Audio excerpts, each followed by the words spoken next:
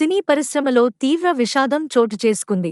ప్రముఖ సినీ నటుడు, డీఎన్డీకే పార్టీ వ్యవస్థాపక అధ్యక్షుడు విజయకాంత్ కన్నుమూశారు. గత కొంతకాలంగా అనారోగ్యంతో బాధపడుతున్న ఆయన చెన్నెలోని ఓ ప్రైవేట్ ఆసుపత్రిలో చికిత్స పొందుతూ గురువారం ఉదయం తుదిశ్వాస విడిచారు. ఆయన మరణ వార్త తెలిసిన సినీ, రాజకీయ ప్రముఖులు, దేశవ్యాప్తంగా ఉన్నటువంటి ఆయన అభిమానులు సంతాపం ప్రకటిస్తున్నారు. 1952 ఆగస్టు 25న మధురై నగరంలో విజయకాంత్ జన్మించారు.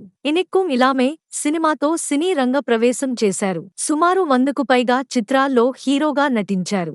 దాదాపు 20కి పైగా చిత్రాల్లో పోలీసు పాత్రలో నటించి మెప్పించారు. కెప్టెన్ ప్రభాకర్ విజయం తర్వాత ఆయన్ను అభిమానులు కెప్టెన్గా పిలవడం ప్రారంభించారు. అనంతరం 2005 సెప్టెంబర్ 14న డీఎన్డీకే పార్టీని స్థాపించారు. 2006లో జరిగిన తమిళనాడు అసెంబ్లీ ఎన్నికల్లో ఎమ్మెల్యేగా విజయకాంత్ తొలిసారి గెలిచారు.